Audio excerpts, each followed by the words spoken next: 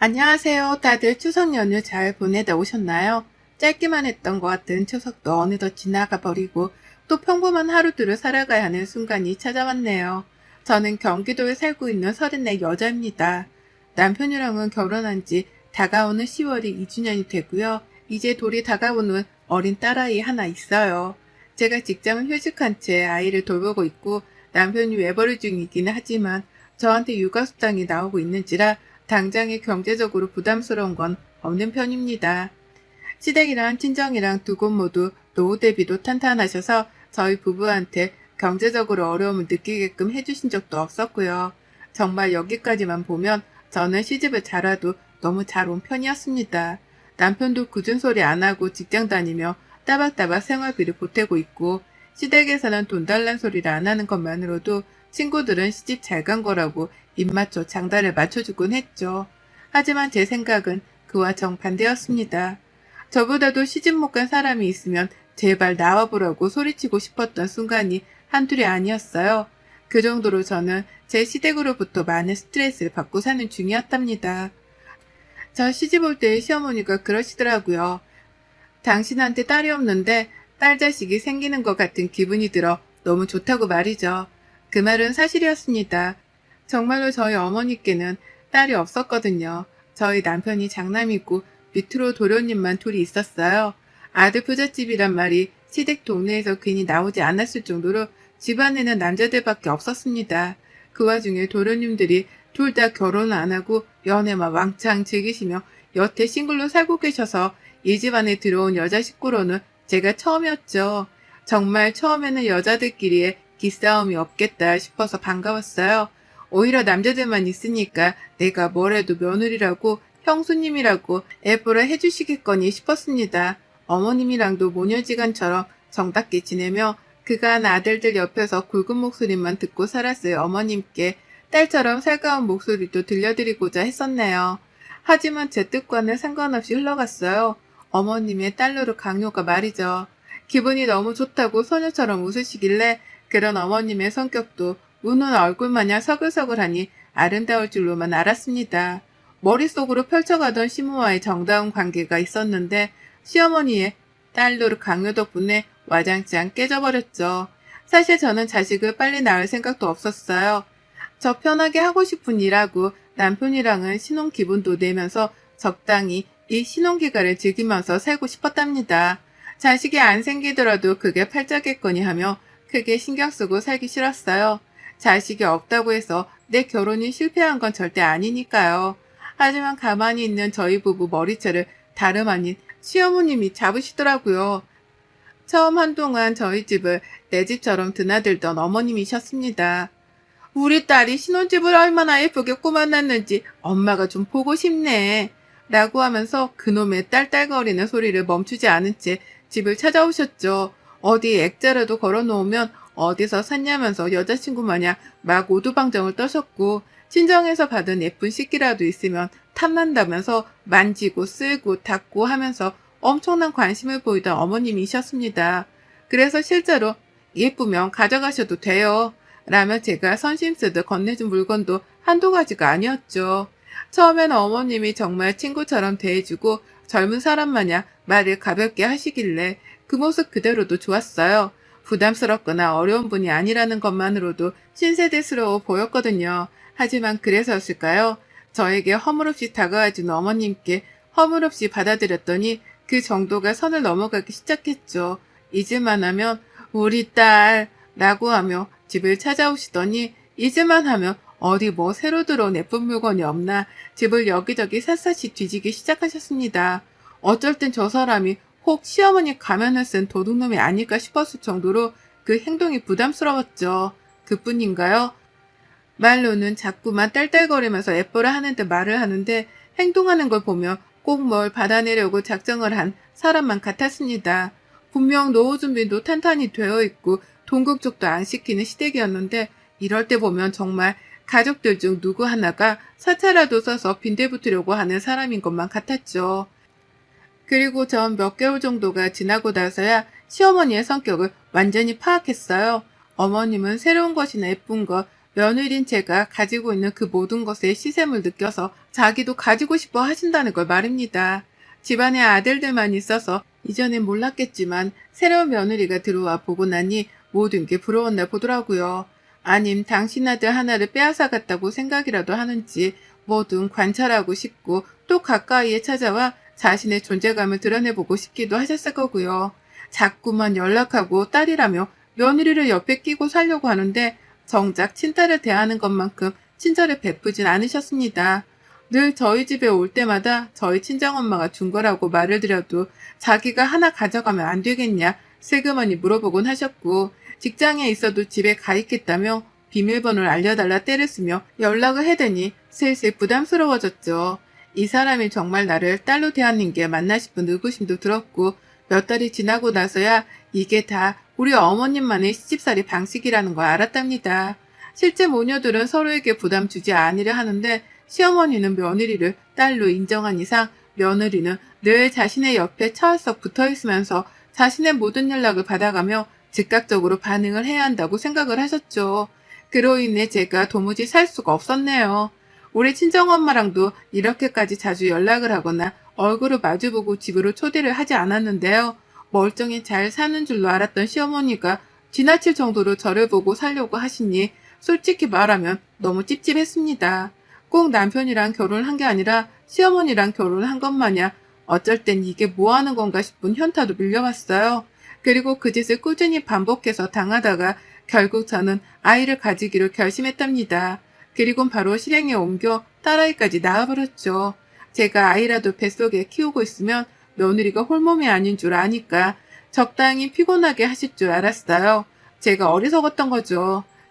시어머니를 너무 얕봤던 겁니다. 제가 아이라도 낳으면 제가 육아도 하고 그게 또 얼마나 힘든 줄을 누구보다 잘 아실 테니 며느리를 적당히 괴롭힐 줄 알았는데 이건 뭐 자식을 낳고 나서도 달라진 건 하나도 없었네요.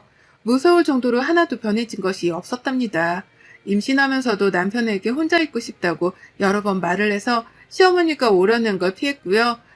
입덧할 때도 몸이 힘들다고 피하고 애를 낳고 나서도 아예 친정엄마를 집으로 불러 같이 있으려고 하면서 시어머니가 오려는 걸 최대한 막으려고 했어요. 아주 내 집안에 시어머니를 못 들어오게 하려고 별별 짓을 다 하며 살았답니다. 그런데도 어머님은 우리 딸 보고 싶은데 우리 딸 라고 하면서 그렇게나 절 보고 살려고 하셨어요.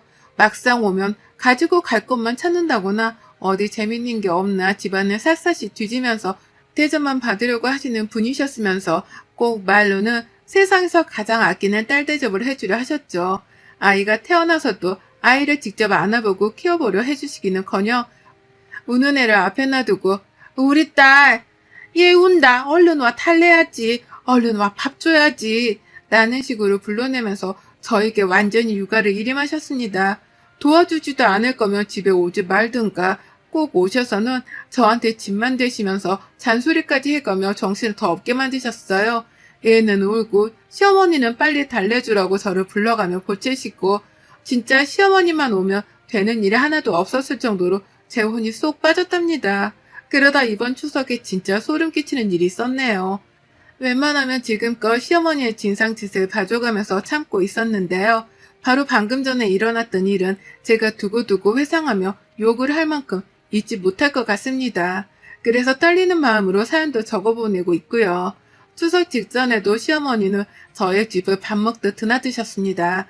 또 딸이 보고 싶다면서 제 핑계를 대며 찾아와서는 대접만 받아가면서 제 눈앞에서 거슬리게 놀다 가셨는데요. 추석 당일날부터 우리 딸 얼른 와 얼른 와 라고 하면서 아침 대바람부터 불러내는 바람에 새벽까지 기상해서 시댁을 갔습니다. 시어머니가 새벽부터 도련님들 아침상을 차려주시면서 그 앞에서 제가 보고 싶다고 천진난만하게 노래를 부르는데 거기다 대놓고 늦게 갈 거라며 거절을 할 수가 없었으니까요.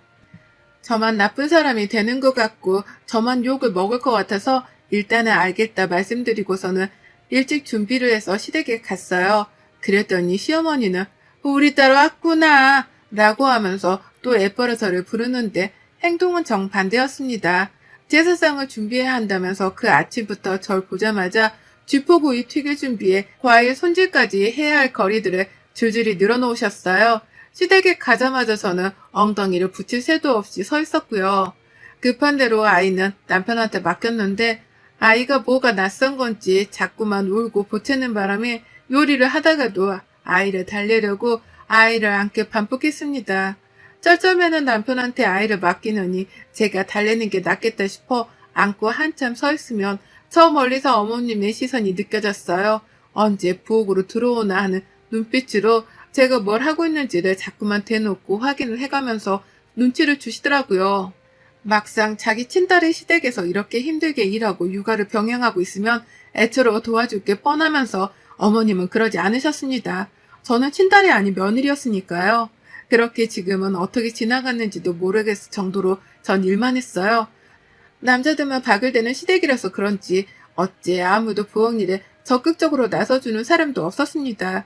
제가 있으니까 이제는 시어머니가 혼자 일을 하지 않아도 된다고 생각을 해서 안심이라도 한 건지 정말 그 누구도 부엌에 선뜻 와 일을 거들려 해주질 않았네요. 그러니 전 애를 남편한테 맡겨놓으면서도 눈으로는 남편에게 쌍욕을 퍼부었고요. 그렇게 소심한 화풀이를 한 뒤에 부엌에 들어가서 내내 친정에 갈 생각으로 버텨가면서 일을 했어요. 그러다 원래대로는 집에 가서 자고 다음날 제사를 차리는 것이었는데 시어머니가 절대로 안 된다고 저희의 발목을 묶어버리는 바람에 결국 시댁에서 잠까지 자게 되었답니다. 첩첩산중이었죠. 잠이라도 집에 가서 자고 싶다며 남편에게 눈치를 그렇게나 줬는데도 어머님은 우리 딸이랑 같이 자고 싶어 라고 하면서 너무하다고 삐진 티를 팍팍 내는 바람에 도무지 시댁을 나서지 못했어요. 하루 종일 일만 시켜놓고는 뭐 이쁘다고 같이 자고 싶다고까지 하는지 저로서는 소름이 끼칠 정도였네요. 하지만 별 수 있나요? 나이든 어머님이 며느리랑 친하게 지내고 싶다고 하는데 그걸 단박에 거절을 하자니 주변에 있는 도련님들과 시아버지 눈치가 보였습니다. 그러면 안 되는 거였는데 저는 또 거절을 칼같이 하지 못한 채 결국 시댁에서 잠을 잤어요. 그리고는 아침에 꼭 먹어야 한다는 도련님들의 밥상을 차리겠다며 시어머니랑 같이 눈을 떴습니다. 그 새벽에 말이죠. 자는 척을 좀 더 하려고 했는데 저희를 거실에 재워놓고는 부엌에서 요란한 그릇 소리를 내가며 결국 저희 딸아이부터 깨워버린 시어머니의 여우짓 때문에 저도 덩달아 잠에서 깰 수밖에 없었어요. 그리고는 시작되었죠. 도련님들 아침상 차리기부터 시작해서 제사상 준비, 그리고 제사를 올리는 것까지 새벽부터 오후 내내 정말 미친 듯 일만 했습니다. 그리고 모든 일이 정말로 딱 끝이 나버린 그 순간 저는 뒤도 안 돌아보고 시댁을 나왔어요. 어머님이 또 딸이랑 같이 더 있고 싶네 어쩌네 하면서 말 같지도 않은 소리들을 늘어놓을 때에 저는 저희 친정 엄마는 저를 더 보고 싶어 하시겠죠 라고 살짝쿵 비아냥거리면서 얼른 애를 들쳐업고 시댁을 나와버렸어요. 민기적거리는 남편한테 속이 터져서 차키까지 제가 알아서 챙겨 나와버리니 남편도 안 되겠다 싶었던지 저를 따라 후다닥 나와버리더라고요. 그리곤 그렇게 친정에 갔습니다. 가서는 나를 정말로 딸이라고 챙겨주는 친정 엄마 손에 호강다운 호강만 하며 편히 쉬었고요. 남편한테는 괜히 화가 안 풀려서 말도 잘 걸지 않으며 제 몸 챙기는 데에만 신경을 썼어요. 그렇게 정말 짧은 시간만 보내고 월요일 오전이 되자마자 집으로 돌아왔습니다. 남편은 출근이 화요일부터여서 저랑 마찬가지로 월요일까지는 시간적 여유가 있었어요. 그리고는 아쉬운 마음을 뒤로한 채 일단 집으로 돌아왔습니다. 엄마한테 더 짐이 되기도 싫었고 저는 저대로 집에 가서 그냥 쉬고 싶었거든요. 그런데 저 진짜 문 앞에서 기절초풍 하는 줄 알았습니다. 친정에서 막 나와 집으로 오던 중 남편이 시어머니 전화를 받았어요. 저도 옆에서 같이 들었는데 집에는 언제 가냐, 그리고 어디쯤이냐 등등의 질문을 하긴 하더라고요. 다소 이상한 질문이었지만 그냥 우리가 집에 가는 중인지를 확인만 하려는가 보다 싶었습니다. 근데 집에 도착을 해보니 시어머니가 집 문 앞에 서서 우리를 기다리고 있는 거예요. 피곤해 죽겠는데 제가 보고 싶었다면서 기세를 못 참고 집에 오신 거였습니다. 아유, 내가 너희를 너무 짧게 보고 보낸 게 아쉬워서 결국 또 왔다. 우리 딸도 보고 싶고 우리 손녀딸도 보고 싶고 라고 하면서 혼자 너무너무 그리웠다며 진짜 별 생쇼를 다 해가면서 저희 모녀가 그리웠다는 소리를 하는데 정말 그 순간 온몸엔 전율이, 아니 소름이 쫙 돋더라고요. 그렇게 들리도록 봐놓고는 또 보고 싶었다며 신정에서 막 컴백홈을 한 저를 보러 왔다니요. 그렇게 부려먹기만 해놓고는 왜 또 우리 딸이라고 해가면서 혼자 순진하고 착한 척이란 척은 다 하냐 말입니다. 본능적으로 뒷걸음질이 쳐지려고 했습니다. 문 앞에서 업고 있는 애고 뭐고 일단 시어머니랑 육탄전이라도 벌여야 하는 건가 싶어 웃음도 나오질 않은 채 어머님을 노려봤어요. 어머님은 그런 제 눈치가 슬그머니 보이긴 했던지 우리 딸은 엄마 안 보고 싶었나 보네 라고 하면서 하하호 남편을 향해 웃어 보이더라고요. 진짜 저 하나 약 올리겠다고 이 옆에 내가 작정을 했었던 거죠. 눈치는 하나도 없는 척을 해가면서 며느리 집에서 대접이나 받고 가려 말입니다. 결국 저는 안 되겠다 싶었어요. 웃어 넘기기엔 상황이 심각했거든요. 어머님은 대놓고 자고 가기라도 하려는 건지 짐가방까지 싸서 찾아오셨습니다. 너도 친정에서 차고 온 것 같으니 나도 차고 갈래. 라는 말도 안 되는 소리를 해가면서 짐가방을 슬쩍 보이셨거든요. 이쯤 되니 저도 이판사판이었죠. 내가 누군가에게 못돼 처먹은 며느리라고 욕을 먹더라도 싫은 티 정도는 내주면서 시어머니의 얼굴을 더 이상 안 볼 수 있게끔 해야겠다 싶었습니다. 그래서 결국 어쩔 줄 모르던 표정을 더욱 구긴 채 인상을 찡그려 버렸죠. 그리고는 현관문을 채 다 열기도 전에 그 문을 반쯤 열어두고 뒤돌아 남편에게 소리를 쳤어요. 내가 말이야 그 개고생을 하고 집에 와 좀 쉬려는데 시어머니 얼굴을 또 봐야 하니? 라면서 그 복도안이 쩌렁쩌렁하게 울릴 정도로 소리를 질러버렸습니다. 저한테 안겨있던 애가 다 울 정도로 말이죠. 그러자 남편의 얼굴이 새파래지더라고요. 제가 대놓고 시어머니 앞에서 시어머니를 언급하며 기분이 나쁘다 못해 힘들다고 소리를 지르는 게 처음이었으니까요. 그 개고생이라는 표현까지 써가면서 내가 니네 집에서 고생만 하다 집에 돌아왔다는 걸 어필했습니다. 그러니 남편도 처음 겪는 이 상황에 어찌 해야 할지 모르겠는지 시어머니랑 제 사이에서 손까지 부들거려가면서 떨었고 자기야 왜 그래? 라면서 시어머니가 있으니 일단 진정하라는 듯 저를 집 안으로 밀어 넣으려고 했죠. 하지만 전 그 앞에 버티고 서서는 남편에게 재차 소리 질렀어요. 너 내가 그 개구상을 한 거 다 봤잖아. 근데 시어머니를 내 집안에 또 들여서 또 뭐라도 하게 하려고 지금 집안으로 어머님을 들이겠다는 거야? 내가 니네 집 시다발이냐 이 자식아? 해결하기 전까지는 이 집안에 너도 못 들어올 줄 알아. 깔끔하게 정리하고 집에 들어와. 내가 어디까지 도대체 참아줘야 하는 건데 넌 내가 네 집안에서 호구처럼 굴기만 하는 밥으로 보이니? 라고 말이죠. 말을 하다 보니 추석 내내 도련님들 아침까지 차려줘가며 힘들게 고생을 하다 온 게 생각이 나서인지 막 울음이 터지려고 하더라고요. 울컥한 게 목구멍까지 차올랐다가 나를 바보로 보는 거냐는 말을 뱉어내자마자 서름의 울음이 폭포처럼 쏟아져 나왔습니다. 앞에서 애도 울고 저도 울고 그런데도 시어머니는 여전히 거기 있었다는 것에 소름이 돋아서 제 감정은 화산 폭발을 한 것 마냥 그 누구도 말릴 수 없이 터져나왔어요. 그러다 1분도 지나지 않아 앞집 이웃 아주머니가 나와서 무슨 일이냐고 물어봐 주시더라고요. 생전 싸움도 없이 조용하게 살던 이웃 부부가 소리를 지르다 못해 애 엄마는 애를 들쳐업고 울기까지 하고 있으니 걱정이 돼서는 괜찮냐는 질문을 하자마자 저한테로 다가와 주셨습니다.